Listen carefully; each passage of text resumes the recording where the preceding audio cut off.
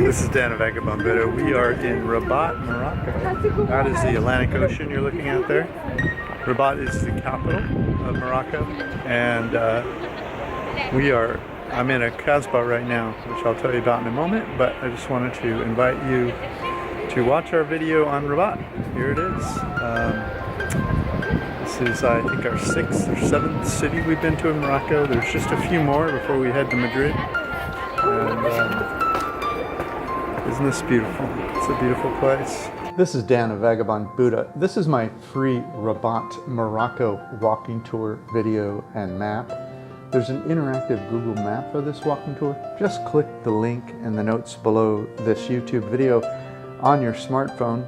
At that link, you'll also find best areas to stay in Rabat, facts and history, and a link to the best travel or retire cheap in paradise locations in the world.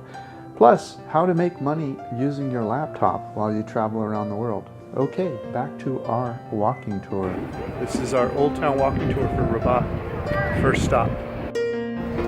So I'm in the Casbah of the Udayas, the Casbah located at the mouth of the Bou Regreg River. It was built in the 12th century.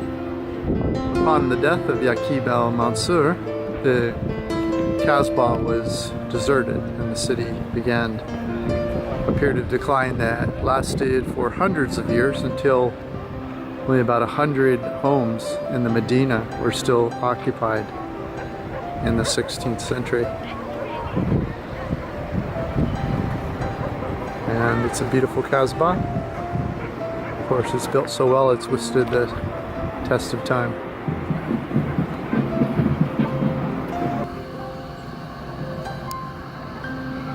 We're still inside the Casbah.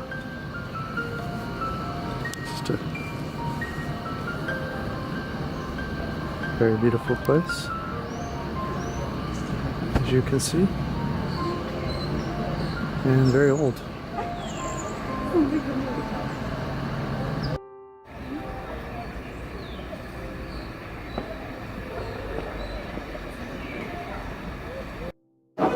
There's this great little coffee house or tea house inside the Casbah. See if you can find it.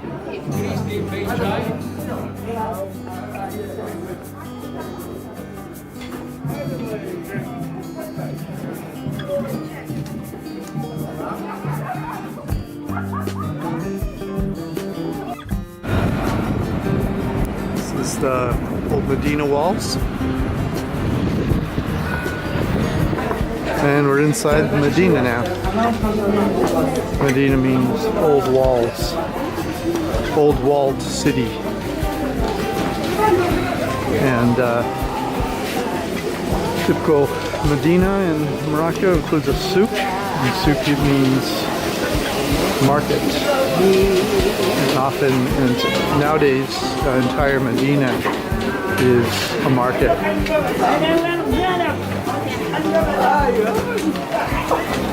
Because it's not only for the locals, but it's also a big tourist attraction. So people move outside the walls to make room for more business. Wow, that's a blue suit.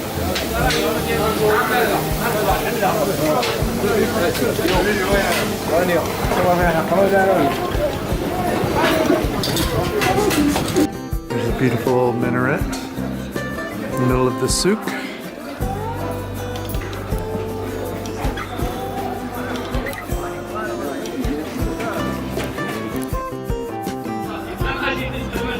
So I'm standing next to Hassan Tower. That's it now, coming into the focus.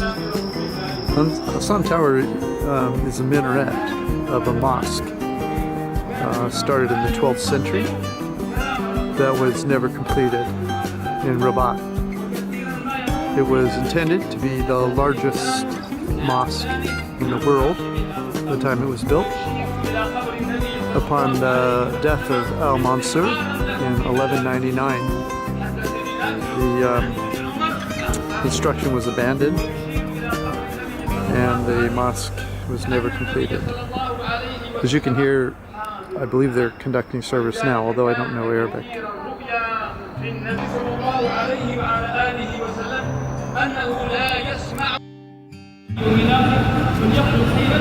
This is the Mausoleum of Muhammad V. The memorial was completed in 1971. It contains the tombs of King Hassan II and the son, and his son, Prince Abdullah. King Hassan was buried here in 1999 upon his death. And it's just right across from the Hassan Tower. So it's a beautiful square here.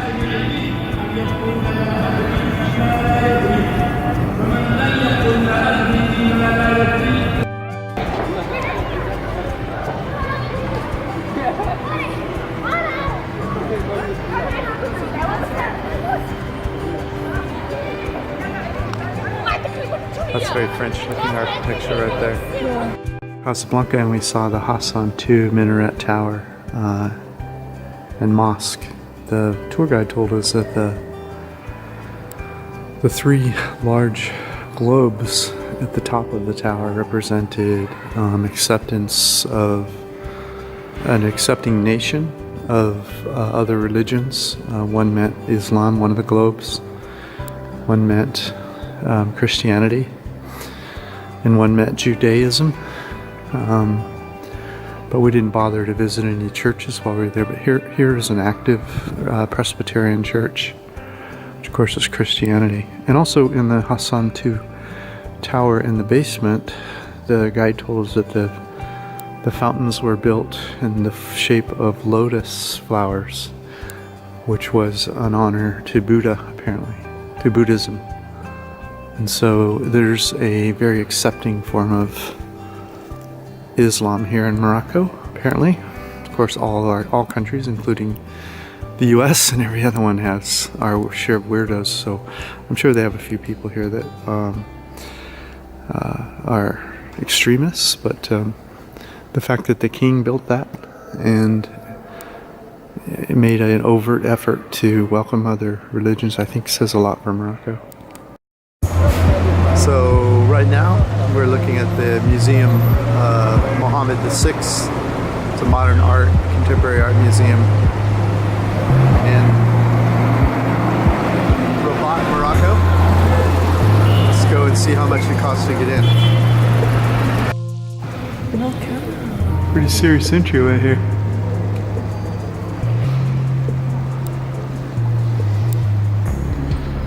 Be careful when you're in Morocco. They're not aware of the international crosswalk sign. They'll just keep going when you step out onto the curb. Not every driver, but some will.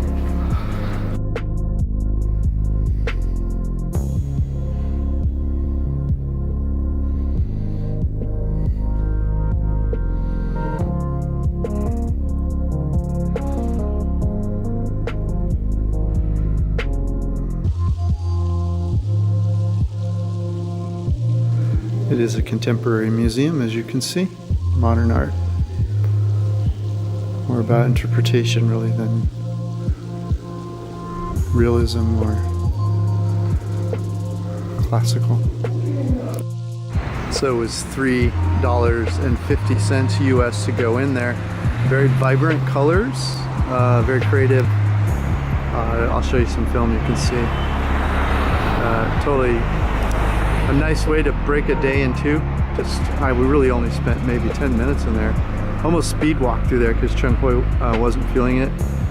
So I was in there alone and I wanted to get out, but it was totally worth it for $3.50. This is the Challa Necropolis here in Rabat, Morocco. This was the site of a 5th century AD Roman court. They left in the 5th century. They were here at least 200 years.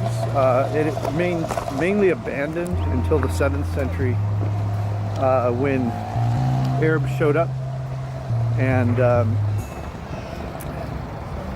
it was largely abandoned about 200 years after that. And now it's It's just a ruins. It's also the site of the Challa Jazz Festival, and it's a beautiful place. You're probably wondering what those little holes are on the wall of the castle. Of course, if you were scaling this castle as an enemy, you'd be able to stick wooden pegs in there and climb over the castle wall, which of course would defeat the purpose of having this high a wall. But I read online that it's a technique that is used in Morocco in modern times to maintain the walls. They use it as a way to support a trellis system when the walls need repair or repainting or whatever. So if you were an invading Portuguese, say, in the 15th century, you wouldn't find these holes in the wall. So anyway, let's go inside and see what it looks like.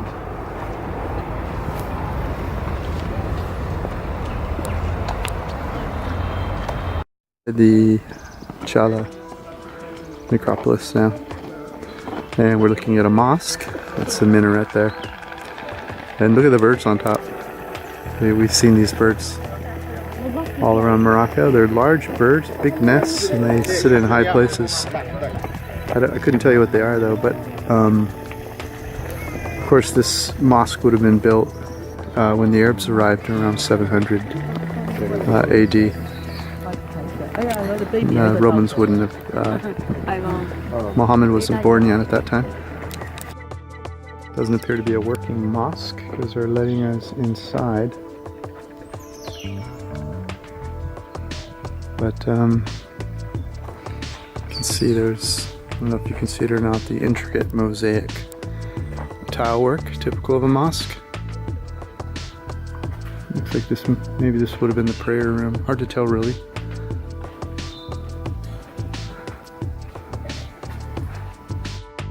Some gorgeous 14th century rock carving work. This is the back side of that mausoleum we saw, dated 1351. Beautiful walkway back here. And this is fascinating. This is, of course, Roman script. And since they vacated in the 5th century AD, this is whatever, 1600 years old now.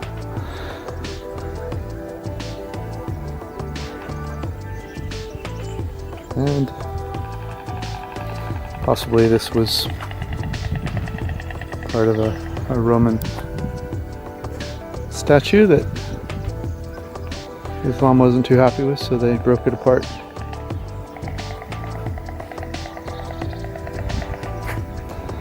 We're probably looking at a Roman temple here now, I suspect. These are the larger rocks that are not atypical of what Rome was doing in the first few centuries AD.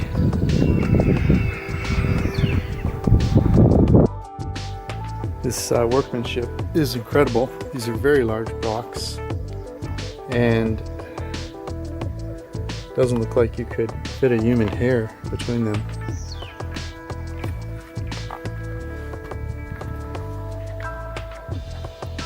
I suspect this is done by the Romans, but I would have to do some reading. Islam, of course, also has had some really incredible engineering. So it's possible it's also the work of Islam, but I'll have to read up on it. Of course, Islam's a little newer than the Romans. They predate Jesus even. So anyway, this is a great spot. You should check it out. That completes our walking tour. Click the link below this YouTube video to get your free interactive Google map of this tour. This is Dan of Vagabond Buddha. Thanks for listening. The world is your home. What time will you be home for dinner?